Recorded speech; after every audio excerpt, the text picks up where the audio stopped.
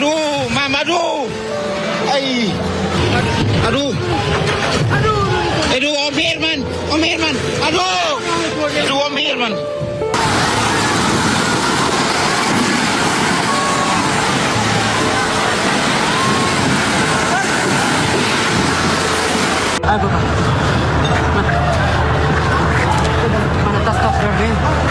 Izin melaporkan kondisi gereja Paroki Borong, Peru Jakarta. Kira-kira Ya Allah. Ini kalau kolnya siapa itu? Bapakku.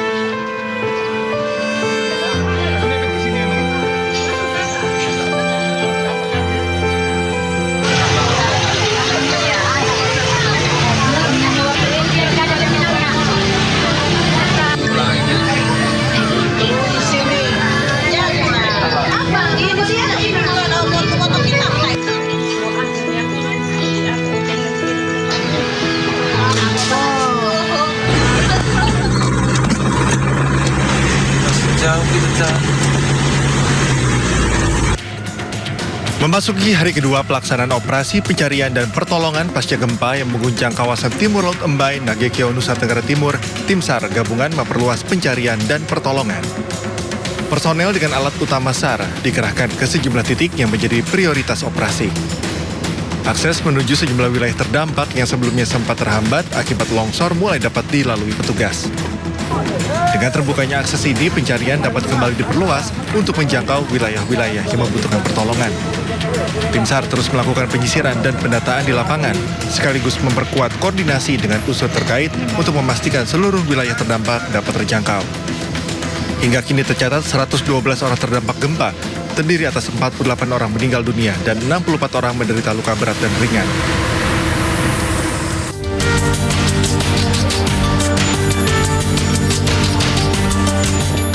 Empat penerbangan dari Bandara El Tari Kupang menuju Pulau Flores hari ini dibatalkan.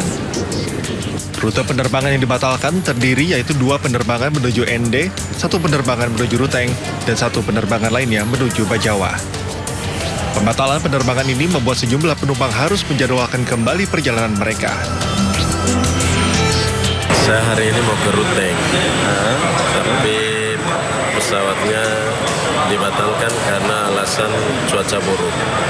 Jadi tadi dari pihak maskapai sampaikan bahwa penjadwalan ulang untuk besok. Jadi kemungkinan terbangnya besok. Jadi tetap belum. Meski demikian, aktivitas di Bandara El Tari Kupang masih berjalan normal.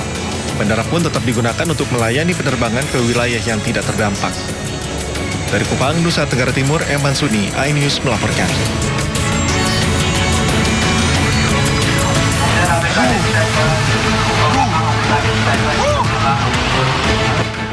cek 1 2 3. Kementerian Kesehatan bergerak cepat menangani dampak gempa bumi magnitudo 7,7 yang mengguncang kawasan Embai, Nagekeo, Nusa Tenggara Timur. Sebagai langkah tanggap darurat, Kementerian Kesehatan resmi membentuk tim Health Emergency Operation Center guna mengkoordinasikan seluruh penanganan medis di wilayah terdampak.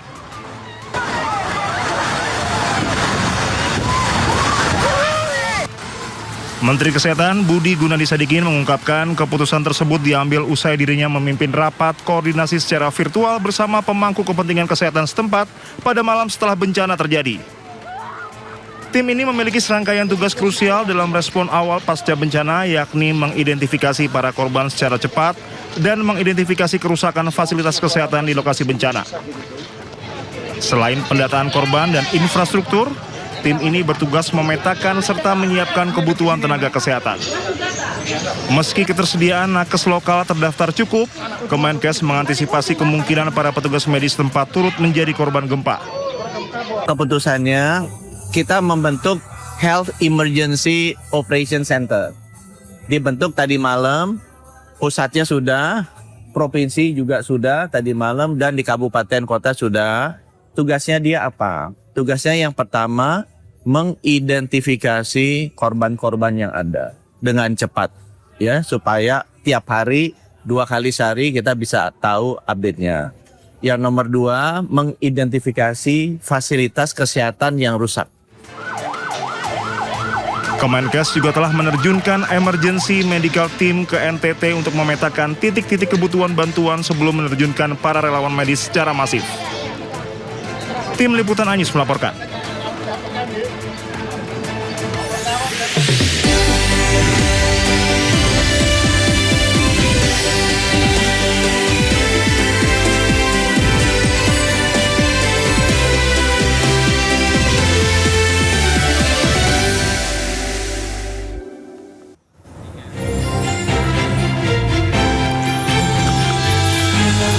Pemirsa, bukan sekedar angka, 53 nyawa melayang menyisakan luka dan air mata. Sementara 135 warga lainnya masih menanti pertolongan nyata. Ya, gempa dahsyat mengguncang NTT meruntuhkan rumah dan asa. Dalam hitungan detik, kehidupan berubah menjadi kepanikan dan nestapa. Kini, di tengah puing dan tangis yang tersisa, satu pertanyaan terbuka pemirsa. Seberapa cepat pertolongan mampu menjangkau mereka yang masih terluka? Bersama saya Camar Haenda, Anda menyaksikan Sindo Prime.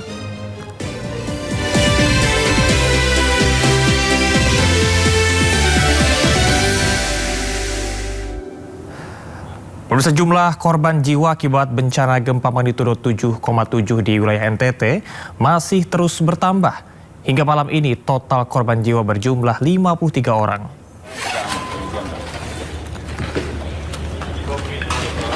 Menurut data yang disampaikan Badan Nasional Penanggulangan Bencana BNPB, jumlah korban jiwa di hari kedua pasca bencana gempa NTT bertambah menjadi 53 orang. Selain korban jiwa, lebih dari 100 warga mengalami luka dan lebih dari 5.000 warga harus mengungsi dari tempat tinggalnya. Untuk pemutakhiran korban jiwa meninggal dunia per sore ini, total kami mencatat 53 jiwa meninggal dunia dengan rincian Kabupaten Manggarai Barat 1 jiwa, Manggarai Timur 20 jiwa, Kabupaten Manggarai 25 jiwa, Nagekeo 1 jiwa, Sika 4 jiwa, dan MD 2 jiwa. Sekali lagi, selama pemerintah, tentu saja kita mendoakan yang terbaik untuk para korban dan simpati yang mendalam pada keluarga yang ditinggalkan. Untuk korban luka yang saat ini sedang dirawat di Vaskes terdekat, total berjumlah 135 jiwa, terdiri di Sika 12 jiwa, Manggarai 17 jiwa luka berat, 20 jiwa luka ringan, Manggarai Timur 21 jiwa luka berat, 59 jiwa luka ringan, Manggarai Barat 6 jiwa luka berat. Terkait bencana gempa bumi yang melanda wilayahnya, pemerintah Provinsi Nusa Tenggara Timur menetapkan status tanggap darurat selama 14 hari, terhitung mulai 15 hingga 28 Agustus 2026. Penetapan status tanggap darurat tertuang dalam keputusan Gubernur NTT yang ditetapkan di Kupang pada 15 Agustus 2026. berstatus tanggap darurat dilakukan untuk mempercepat penanganan dampak bencana sekaligus mempermudah akses, koordinasi dan komunikasi antar pihak dalam mengerahkan seluruh sumber daya yang tersedia. Selain itu, Pemprov NTT juga memastikan dukungan pembiayaan untuk penanganan tanggap darurat. Maupun SDM kesehatannya untuk mengidentifikasi fase-fase yang Mensesnek Prasetyo Hadi memastikan kesiagaan pemerintah terhadap penanganan pasca bencana gempa di wilayah NTT. Pemerintah juga terus memantau perkembangan situasi di wilayah terdampak. Nah, pertama-tama tentunya kami menyampaikan duka cita yang mendalam terhadap adanya beberapa yang dilaporkan kepada kami, ada beberapa korban meninggal dunia akibat gempa tersebut. Dan kami tadi pagi juga sudah melapor kepada Bapak Presiden dan kami berkoordinasi dengan Menteri Menko PMK. Kemudian kami juga tadi pagi sudah berkoordinasi dengan Kepala Basarnas, kemudian dengan Kepala BMKG yang juga sempat memberikan peringatan dini akan potensi terjadinya tsunami, tetapi alhamdulillah peringatan dini tersebut sudah dicabut dan memang di beberapa tempat ada kenaikan muka air tetapi masih tidak terlalu besar. Dan kami juga tadi pagi sudah sempat berkomunikasi langsung dengan Gubernur Nusa Tenggara Timur untuk sekali lagi kita semua, baik pemerintah pusat maupun pemerintah daerah dan seluruh jajaran terkait termasuk TNI dan Polri melakukan langkah-langkah mitigasi, melakukan langkah-langkah cepat, tanggap darurat cepat untuk terutama segera mengatasi keadaan di awal-awal kejadian. Ada dilaporkan beberapa yang masih ada di reruntuhan dan beberapa bangunan-bangunan termasuk ada pelabuhan di ada satu pelabuhan yang tadi dikirimkan kami juga di Maumere, itu ada reruntuhan dan kemudian ada beberapa kantor-kantor juga yang runtuh. Nah, kami minta untuk segera dicek apakah ada korban di reruntuhan tersebut gitu. Dan kami juga men-standby-kan di Halim bila mana sewaktu-waktu diperlukan perbantuan dari pemerintah pusat, kami sudah siap-siagakan. Ribuan warga mengungsi di Stadion Gelora Samador Maumere pasca gempa mengguncang Kabupaten Sika, Nusa Tenggara Timur. Warga mengaku enggan pulang lantaran khawatir terjadi gempa susulan. Sebanyak 1.179 jiwa dari 307 kakak mengungsi di Stadion Gelora Samador Maumere. Warga memilih mengungsi lantaran takut gempa susulan. Banyaknya jumlah pengungsi dan minimnya tenda membuat sebagian pengungsi tidur di luar tenda. Warga berharap pemerintah mendirikan tenda tambahan mengingat jumlah pengungsi akan terus meningkat. Kekurangan air, Pak. Mama, mereka ke WC air ada atau tidak ada? Begini so habis. Air pagi ini tidak ada? Tidak. Tidak ada pagi ini? Iya. Di WC? Berarti? Di sebelah sana air kosong. Air kosong ya? Iya. Berarti tidak bisa WC berarti? Nah, hanya kami buang air kecil.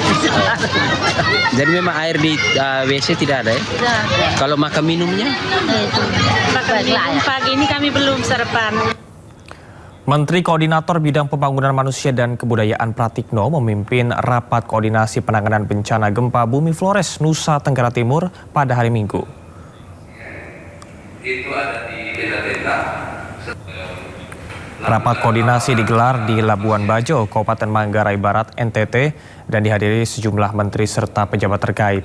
Di antaranya adalah Menteri Dalam Negeri Muhammad Tito Karnavian, Menteri Pekerjaan Umum Dodi Hanggodo, Kepala Basarnas Muhammad Syafi'i, Kepala BNPB Suharyanto, serta Wakil Menteri Sosial Agus Jabo Priyono, dan Wakil Menteri Kesehatan Benjamin Paulus Octavianus.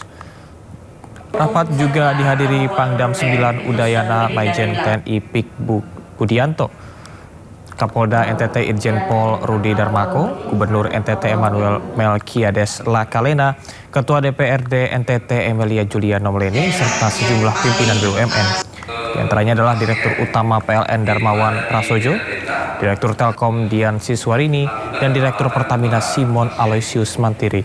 Bupati Manggarai Barat Edistasius Endi serta sejumlah kepala daerah dari wilayah yang terdampak gempa juga turut hadir melalui daring dengan aplikasi Zoom.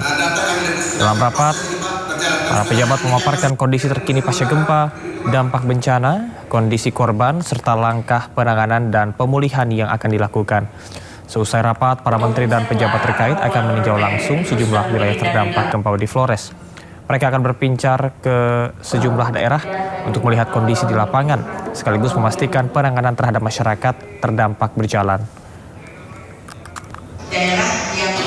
Dalam tahap tanggap darurat ini yang utama tentu saja adalah menyelamatkan warga yang terdampak, kemudian mengembalikan infrastruktur yang rusak agar segera fungsional, apakah itu jalan, jembatan, rumah sakit, listrik, kemudian juga jaringan internet, ya, dan lain-lain itu recover dalam waktu singkat-singkatnya, sambil tadi kita lakukan pembangunan pemulihan yang lebih permanen.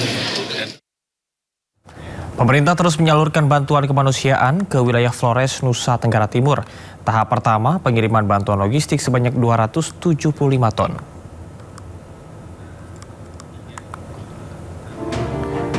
Pemerintah pusat mengirimkan bantuan logistik untuk para korban bencana gempa di Flores, Nusa Tenggara Timur. Pengiriman bantuan dilakukan secara bertahap dengan menggunakan pesawat Hercules milik TNI Angkatan Udara dari Bandara Halim Perdana Kusuma, Jakarta. Pengiriman ini merupakan bagian dari instruksi langsung Presiden Prabowo Subianto untuk mempercepat penanganan darurat bagi masyarakat yang terdampak.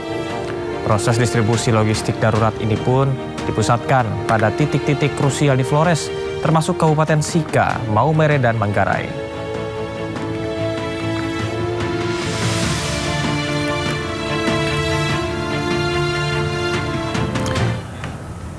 Ibu muda dan bayinya korban gempa di NTT ditemukan meninggal dunia dalam keadaan berpelukan.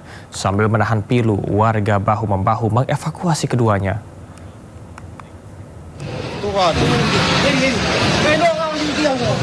Aduh, Mama, aduh.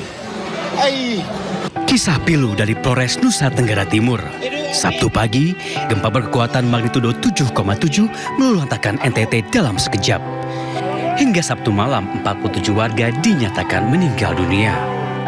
Termasuk sepasang ibu dan bayinya di Kabupaten Manggarai. Keduanya ditemukan warga di bawah runtuhan rumah mereka dalam keadaan berpelukan. Sang ibu tampak terlentang tidak berdaya. Tubuhnya terhimpit tiang-tiang bangunan. Kepalanya tampak terkulai. Sementara tangannya masih memeluk erat sang bayi yang terbujur kaku di atas tubuhnya. Sambil menahan pilu, warga pun bahu-membahu mengevakuasi keduanya. Sabtu pagi jelang pukul 6 waktu Indonesia Timur, gempa tektonik berkekuatan magnitudo 7,7 mengguncang Laut Flores, Nusa Tenggara Timur. Pusat gempa berada 30 km arah timur Laut Mbay, Kabupaten Nagekeo.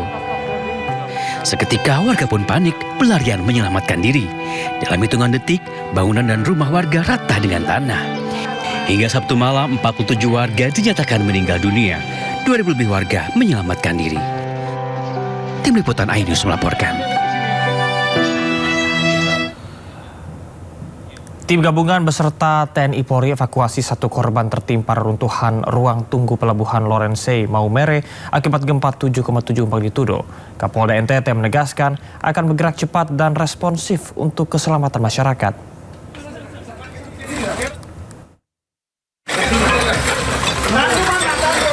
Tim gabungan yang terdiri dari Basarnas, TNI Polri, dan BPBD bergerak cepat melakukan evakuasi terhadap para korban yang tertimpa reruntuhan bangunan ruang tunggu pelabuhan Lorensai, Maumere, Kabupaten Sika, NTT.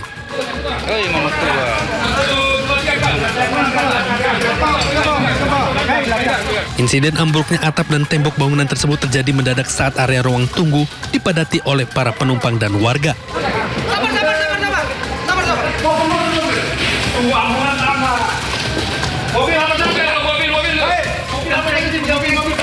Beberapa korban berhasil dievakuasi dari lokasi kejadian dalam kondisi meninggal dunia dan langsung dilarikan ke Rumah Sakit TC Healers Maumere.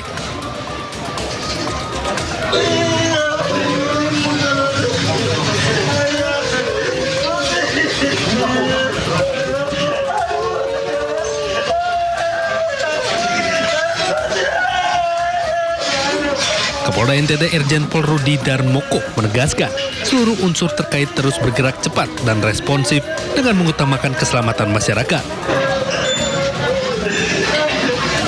Dari unsur Polri, TNI, dari Basarnas maupun BPBD maupun instansi terkait lainnya, kita semua sudah melakukan upaya-upaya SAR, ya, penyelamatan dan pencarian korban dan termasuk evakuasi. Ya, jadi kami sudah mengarahkan seluruh sumber daya yang ada di wilayah masing-masing, baik dari TNI AD, TNI AL maupun Angkatan Udara dan Basarnas serta BPBD. Kita semua sudah melakukan upaya all out semua semaksimal mungkin yang dengan sumber daya yang kita miliki.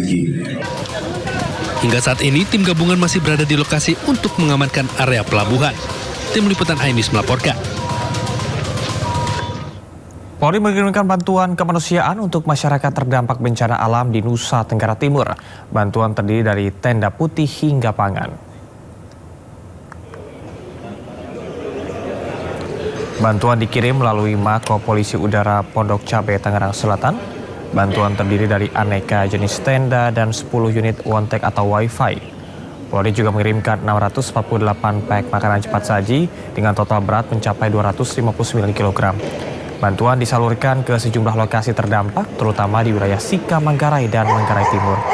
Bantuan ini diharapkan dapat segera cepat dimanfaatkan masyarakat yang terdampak bencana, terutama untuk kebutuhan tempat berteduh dan makanan selama masa tanggap darurat. Yang pertama, penerbangan ini diberangkatkan dari Direktorat Polisi Udara Kor Polairut Pondok Cabe, ya, pemberangkatannya. Nanti untuk titik bandara yang akan dituju itu di daerah Labuan Bajo. Ya, Labuan Bajo, Bapak Kapolda NTT sudah menunggu di sana dengan Forkopimda dan ada rapat juga di sana terkait mitigasi bencana. Perjalanan ditempuh kurang lebih 3 jam dengan perbedaan waktu 1 jam lebih awal di Wita, kita di WIP. Dan kemudian distribusinya nanti kita akan berikan ke beberapa daerah yang terdampak khususnya, namun yang beberapa laporan yang membutuhkan ada, selain semuanya sebenarnya yang terdampak membutuhkan, ya, tetapi paling tidak yang ada korban itu daerah Sika, Manggarai, dan Manggarai Timur. Sehari pasca kericuhan yang mewarnai peringatan 21 tahun Damai Aceh, kondisi Kota Banda Aceh kini kembali kondusif. Informasinya akan kami hadirkan usai jeda. Tetaplah bersama kami di Sindopran.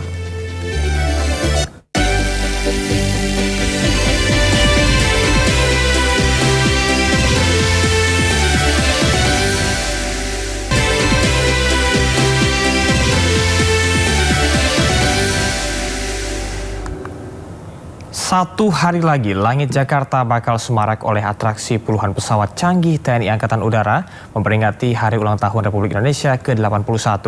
Nantinya akan ada sejumlah manuver baru yang akan disiapkan untuk meramaikan Hari Ulang Tahun Indonesia.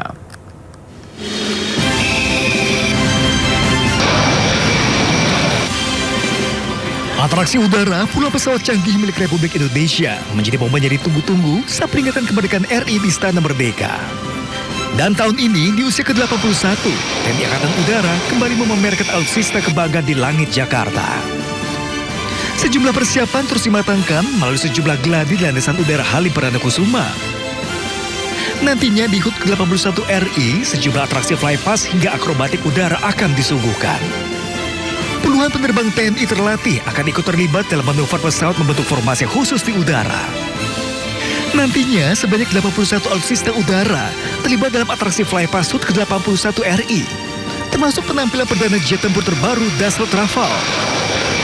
Ada beberapa manuver yang berbeda diikuti juga dengan kesiapan pesawat yang dimiliki oleh TNI AU, di mana kita sudah diperkuat dari A400 maupun Rafale, sehingga manuver maupun formasi yang dilaksanakan cukup berbeda dari tahun lalu, dan ada penambahan beberapa manuver-manuver yang cukup signifikan, terutama untuk kegiatan di Hajiton maupun formasi dengan pesawat baru yaitu A400 maupun Rafale. Kemudian tantangan sendiri untuk cuaca memang cukup menjadi concern kita, baik itu visibility, karena ketika cuaca tidak baik, visibility menurun, maka akan cukup sulit kita akan melaksanakan kegiatan flypass. Kehadiran Rafale menjadi salah satu hal yang dinantikan. Tak hanya bagi pecinta Dirgantara, besok masyarakat Indonesia akan diberikan kesempatan menyaksikan seluruh atraksi pesawat dalam menjaga langit Indonesia. Dari Jakarta, Tim Liputan iNews melaporkan. 76 anggota pasukan pengibar bendera pusaka Paskibraka 2026 dikukuhkan di Istana Negara Jakarta. Seluruh anggota Paskibraka ini akan bertugas pada upacara HUT ke-81 Republik Indonesia di Istana Merdeka Jakarta besok.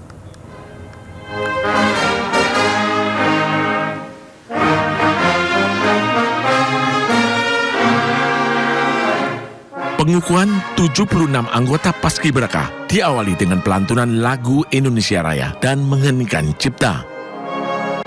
Kemudian dilanjutkan dengan pembacaan ikrar oleh Kepala BPIP, Yudian Wahyudi, yang diikuti seluruh anggota Paskibraka. Yulita Rista Lestari, anggota Paskibraka dari Kalimantan Timur, menjadi perwakilan dalam pengukuhan ini.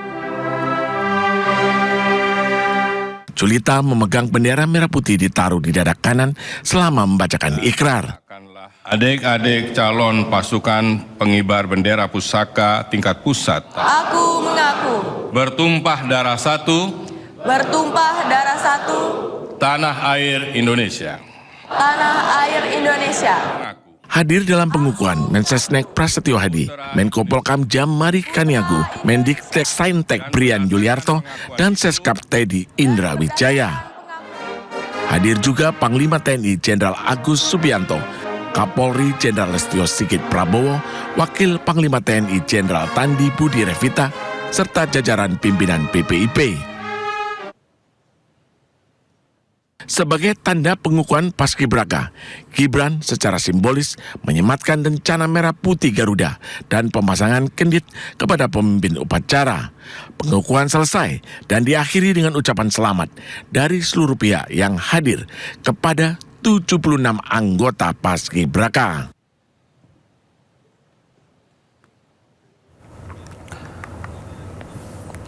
Seorang siswi sekolah rakyat asal Polewali Mandar, Sulawesi Barat berhasil lolos sebagai pasukan pengibar bendera pusaka atau Paskibraka tingkat nasional.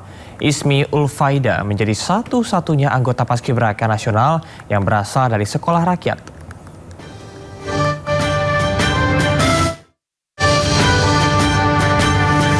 Dari rumah sederhana yang berada di Desa Bonra, Kecamatan Mapili ini, seorang siswi sekolah rakyat Ismi Ulfaida berhasil mengharumkan nama Polewali Mandar di tingkat nasional. Rasa bangga tak terkira juga dirasakan keluarga. Meski ayah hanya seorang buruh tani, keterbatasan ekonomi tidak menyurutkan semangat Ismi untuk berprestasi.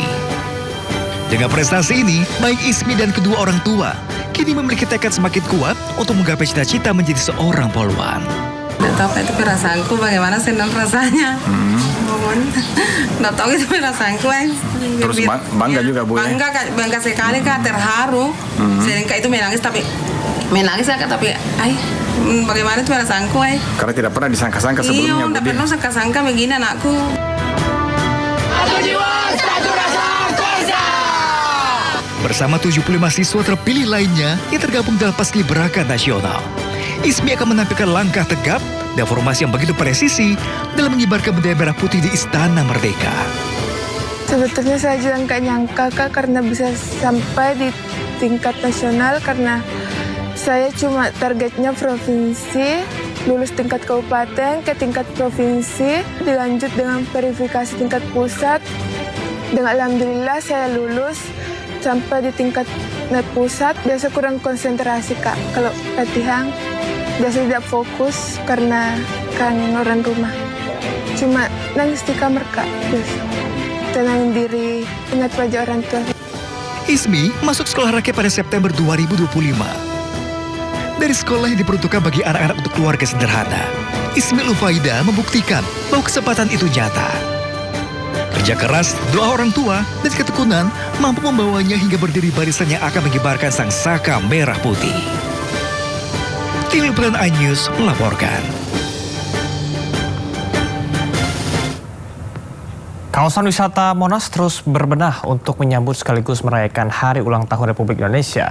Kawasan Monas menjadi salah satu titik utama perayaan HUT RI dengan menyajikan beragam pesta dan hiburan bagi masyarakat.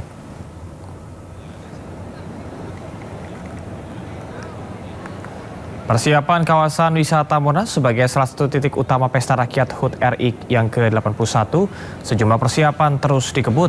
Mulai dari panggung hiburan, booth-booth UMKM, dan rangkaian dekorasi terus dipercantik untuk merayakan Hari Ulang Tahun Republik Indonesia.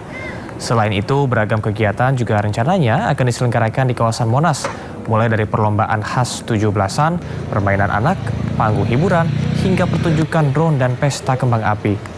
Seluruhnya disiapkan untuk menghibur masyarakat yang hadir. Selain itu, ratusan UMKM juga turut berpartisipasi dalam perayaan HUT RI besok.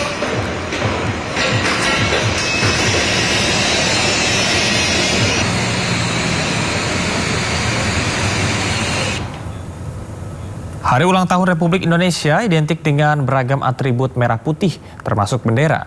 Seperti di Nusa Tenggara Timur, bendera merah putih sepanjang 81 meter dibentangkan oleh ratusan warga.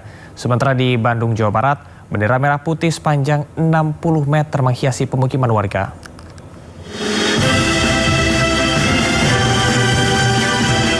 Ratusan masyarakat yang terdiri dari para pelajar serta anggota TNI dan Polri menyongsong Hari Kemerdekaan dengan kirap bendera sepanjang 81 meter. Warga berjalan di sepanjang garis perbatasan dengan mengarak bendera yang dimulai dari ujung desa Silawan menuju titik nol pos lintas batas negara Mota Ain. Kegiatan ini sebagai wujud semangat kebangsaan dalam memperingati Hari Ulang Tahun Kemerdekaan serta menunjukkan kekompakan dalam menjaga keutuhan bangsa di wilayah perbatasan. Harapan yang paling utama adalah kemeriahan kemerdekaan itu harus dirasakan oleh masyarakat lebih-lebih. Biar ke depan itu semua kegiatan-kegiatan dikoordinasikan dengan baik dan dilaksanakan untuk bisa bersama-sama dengan masyarakat yang ada untuk bisa merasakan makna dari kemerdekaan itu. Bendera raksasa juga dibentangkan di Bandung, Jawa Barat, tepatnya di Kecamatan Cibenying Kidul. Kini, lorong permukiman warga dipenuhi ornamen merah putih menyambut Hari Kemerdekaan. Bendera merah putih sepanjang hampir 60 meter ini dibentangkan bersama lampu neon dan payung hias. Ide pemasangan ini muncul dari warga sejak 1 tahun lalu, namun baru bisa diwujudkan tahun ini dan dikerjakan selama 11 hari yang berasal dari swadaya masyarakat. Karena gagasan ini secara serentak, ya ini aja. Yang donat-donat saya tidak boleh libatkan warga sebenarnya. Ini yang udunan ini banyak ini. Akhirnya terbentur bisa beli kain, bisa menjahit kain, bisa beli kayu, bisa ya alhamdulillah lah gitu aja bisa terwujud ini. Dengan beragam aksi membentangkan bendera merah putih dengan ukuran tidak biasa ini menjadi bukti semangat nasionalisme di momentum Hari Ulang Tahun Indonesia yang ke-81 tahun. Tim Liputan iNews melaporkan. Sehari pasca kericuhan yang mewarnai peringatan 21 tahun Damai Aceh, kondisi Kota Banda Aceh kini kembali kondusif. Aktivitas masyarakat berjalan normal, sementara pemerintah bersama dengan TNI dan Polri memastikan keamanan serta memasang kembali bendera merah putih di sejumlah titik Minggu 16 Agustus 2026. Pasca kerusuhan terjadi pada peringatan Hari Damai Aceh ke-21, suasana Kota Banda Aceh kini kembali tenang dan kondusif. Untuk memastikan situasi tetap aman, pemerintah Kota Banda Aceh bersama dengan TNI, Polri, Satpol PP, dan unsur kecamatan melakukan pemantauan di sejumlah titik. Petugas juga kembali memasang bendera merah putih yang sebelumnya sempat diturunkan. Sebanyak 250 bendera juga dipasang di sejumlah lokasi. Masyarakat juga diimbau turut menjaga ketertiban serta mempertahankan kondusivitas Kota Banda Aceh.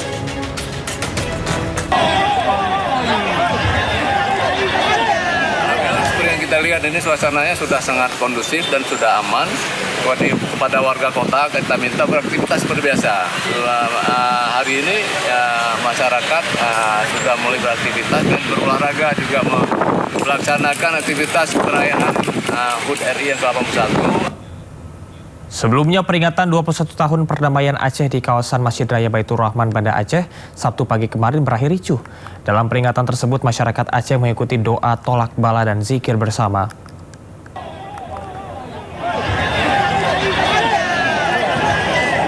Peringatan 21 tahun perdamaian Aceh sempat terjadi kericuhan. Masa yang berkumpul di halaman Masjid Raya Baitur Rahman tiba-tiba terlibat kericuhan setelah sejumlah orang melempari mobil personil Brimob.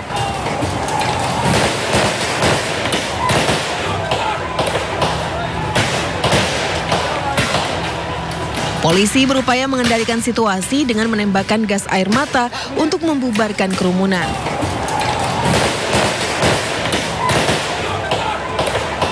Warga yang berada di sekitar lokasi berhamburan menjauh dari kawasan masjid setelah gas air mata menyebar. Nanti saya kalau sudah semua dapat informasi, nanti silakan nanti ada Polresta di sini. Ada yang juga diamankan, Pak? Belum tahu. Kalau anggota ada yang terluka, Pak? Untuk sementara kita belum mengecek. Sebelum kericuhan terjadi, masyarakat Aceh mengikuti doa tolak bala dan zikir bersama untuk menjaga kerukunan di halaman Masjid Raya Baitur Rahman dalam rangka peringatan 21 tahun perdamaian Aceh. Dari Banda Aceh, Syukri Syarifuddin, iNews melaporkan. Wakil Presiden Republik Indonesia ke-10 dan ke-12 sekaligus tokoh perdamaian Aceh Yusuf Kala menegaskan 21 tahun perdamaian Aceh adalah momentum bangun kesejahteraan. Ia juga mengajak masyarakat tidak melakukan provokasi yang dapat menimbulkan kericuhan. Masalah ialah kerusuhan yang terjadi di Banda Aceh dan pengibaran bendera GAM di masjid. Jadi awalnya itu sebenarnya peringatan ke-21. Kebetulan MOU Helsinki itu ditandatangani pada tanggal 15 Agustus tahun 2005. Nah ini sekarang sudah artinya 21 tahun. Diperingati dengan doa, dengan zikir di masjid Baitur Rahman. Nah kemudian bagaimana sebabnya, tentu ada yang memprovokasi. Timbullah kemudian demo dan malah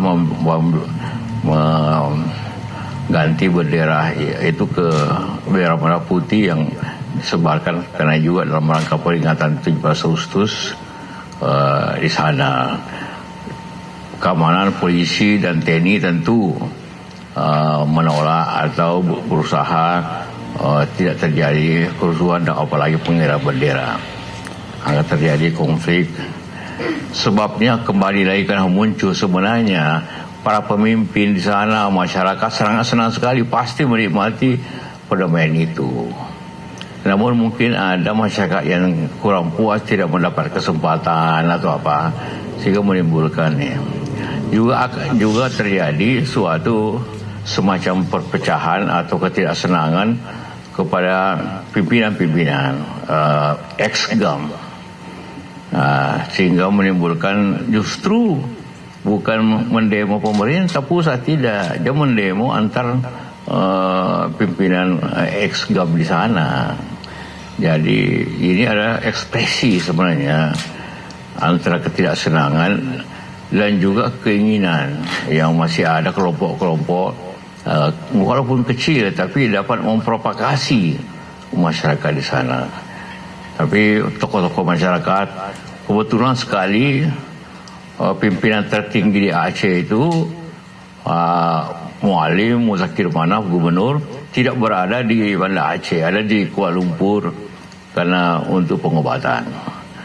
Dan Wali Nangro, Pak Malik Mahmud, itu juga lagi pengobatan di Penang.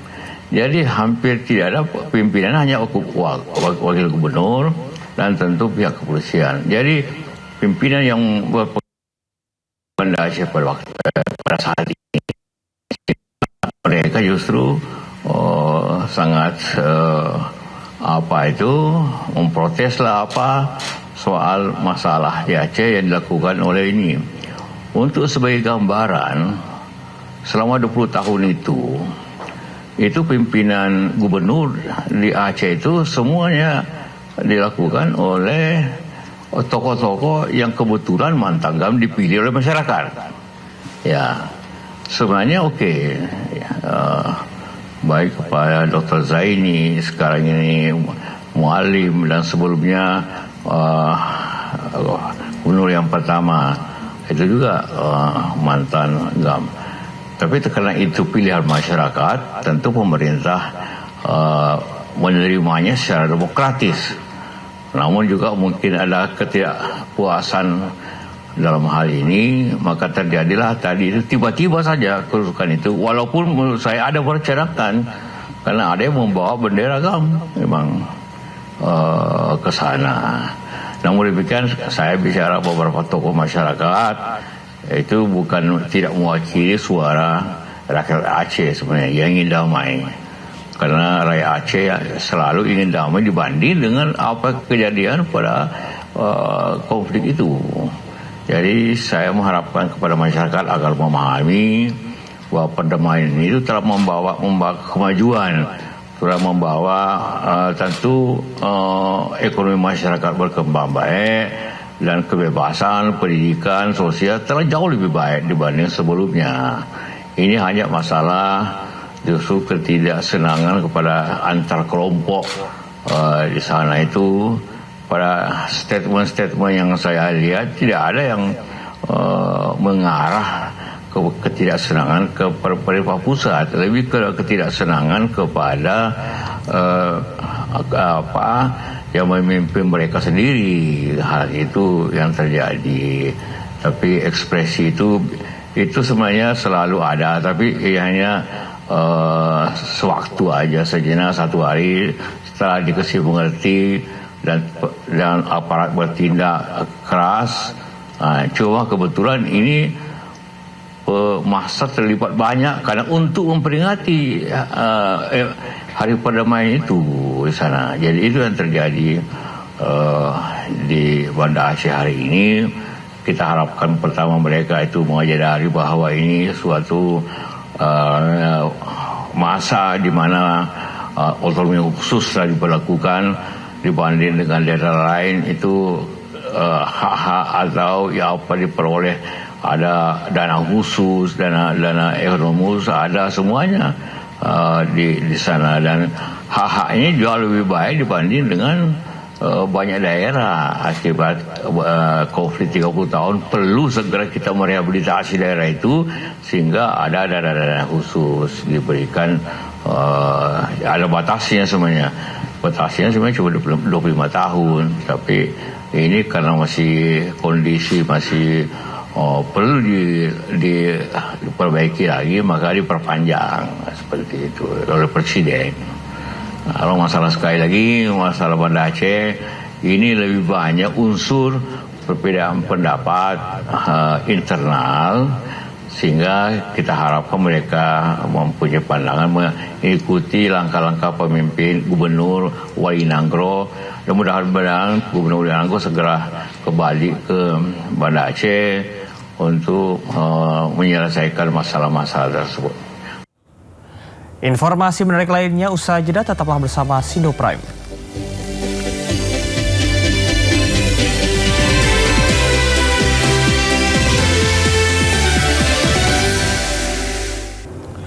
Situasi di Timur Tengah semakin memanas. Di Yaman, perang saudara terjadi setelah Houthi menyerang Yaman Barat.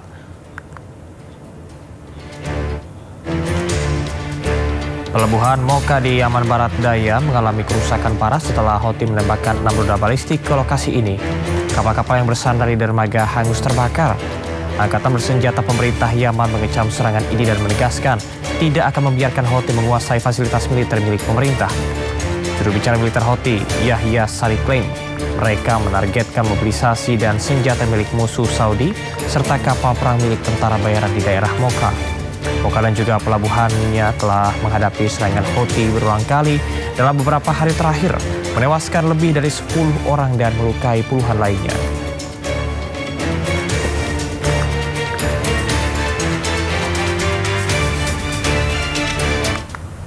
Pasukan Israel mengklaim telah menghancurkan lebih dari 300 lokasi.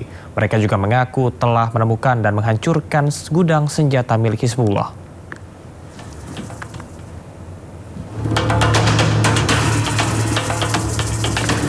Pasukan Batalion Pengintai Golani Israel telah menyelesaikan operasi selama hampir 50 hari di wilayah Beaufort, Lebanon Selatan. Selama bertugas, pasukan ini mengklaim berhasil menguasai wilayah yang disebut sebagai benteng utama Hizbullah. Mereka juga mengaku telah menghancurkan 300 lokasi yang diklaim sebagai infrastruktur milik Hizbullah.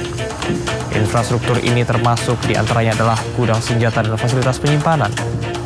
Pasukan IDF saat ini masih bertahan di Lebanon Selatan. Mereka beralasan untuk menjaga keamanan di wilayah perbatasan ini.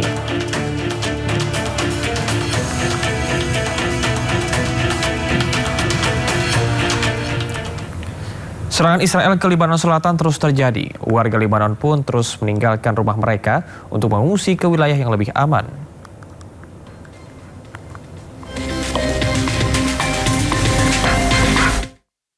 Ratusan keluarga mengungsi menuju Sidon dari kota-kota dan desa-desa di dekat perbatasan Israel-Hizbullah.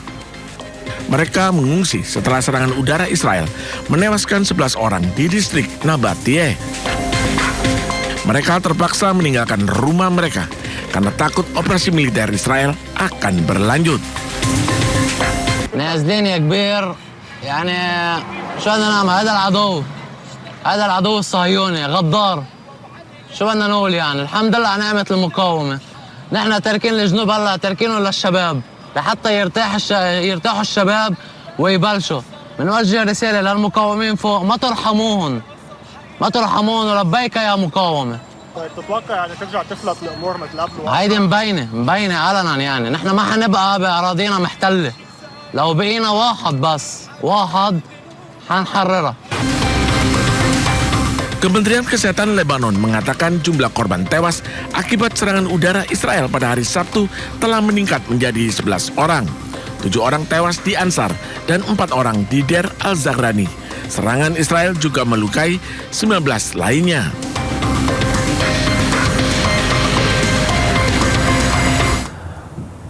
Sementara itu, serangan Israel ke Lebanon Selatan menewaskan warga sipil, 3 diantaranya adalah anak-anak.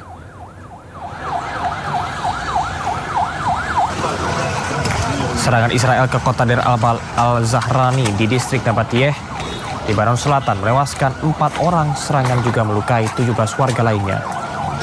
Di hari yang sama, Israel juga menyerang kota Ansar yang juga berada di distrik Nabatiyeh. Serangan ini menewaskan 7 orang, diantaranya adalah korban 2 wanita dan 3 anak-anak. Israel beralasan menagarkan infrastruktur milik Hizbullah di Nabatiyeh dan Ansar. Presiden Lebanon Joseph Aoun mengutuk serangan di Lebanon Selatan dan menyebut Israel melanggar kesepakatan yang dibuat antara kedua negara. Lebanon pun mempertanyakan komitmen Israel dalam negosiasi damai yang saat ini masih berlangsung.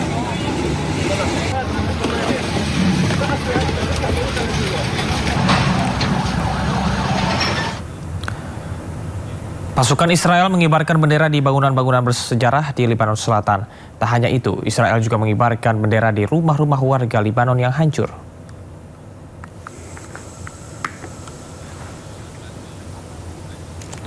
Bendera Israel berkibar di atas kastil Dobiyeh yang bersejarah di Lebanon Selatan.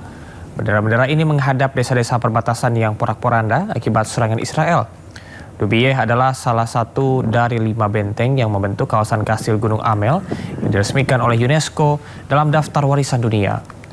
Kedua wilayah ini masuk daftar warisan dunia dalam bahaya tanggal 26 Juli di bawah prosedur darurat. UNESCO menyatakan bahwa kawasan tersebut mengalami kerusakan parah. Selain di kastil, Israel juga mengibarkan benderanya di bangunan bersejarah, rumah-rumah warga Lebanon yang hancur, serta pohon-pohon yang rusak akibat serangan Israel. أنا هذه ضيعتي ضيعتي يعني 36 سنة مش ظاهر منها بالمرة يعني كانت حياتي هي عبارة عن بقلبها بيوتنا كلها راحت أرزاقنا كلها راحت هذا كله ما نحن ما سألين عنه نحن الشباب اللي قدمناها وكسرناها مثل كل هالضياع هي أهم بكتير وهلا موضوع كمان موضوع شجر عم بيعمل غصة عنا انه كمان هذه الشجرة بنربيها مثل ما ربينا اي ولد واي شاب في شجر عمره 200 و300 و1000 و2000 سنة. Iran memamerkan puing-puing pesawat militer Amerika Serikat dan Israel yang diklaim berhasil dirobohkan selama perang.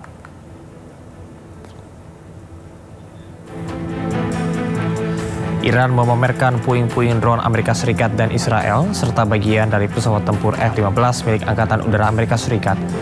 Rekaman memperlihatkan sejumlah badan drone yang hancur rangka pesawat ringsek. Seluruh puing tersebut dipamerkan di dalam sebuah bunker.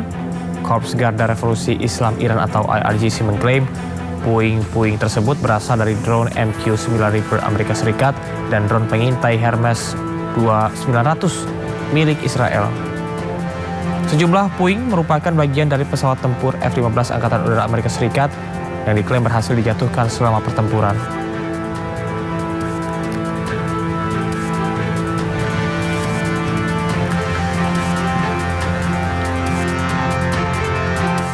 Presiden Amerika Serikat Donald Trump menegaskan dirinya tidak mempercayai Iran. Trump juga menegaskan Selat Hormuz di bawah kendali penuh Amerika Serikat. Why? Are you saying I trust Iran? I'm the last person to trust Iran. They've lied to me constantly. We have total control over the Hormuz Strait right now. They don't have control. We have total control. We own it. And at some point, maybe they'll do something and then they get blown away. But right now, we're in a very good position. We have a country that has been the bully of the Middle East for 50 years. It's really 51 if you think about it, right? We've been saying 47 for 4 years. And they're no longer the bully of the Middle East. Thank you very much, everybody. Ketegangan kembali memanas di tepi barat. Sejumlah aktivis dari berbagai negara berupaya menerobos blokade tentara Zionis Israel di kota Kusra demi mengirimkan bantuan untuk warga Palestina dan juga tim medis.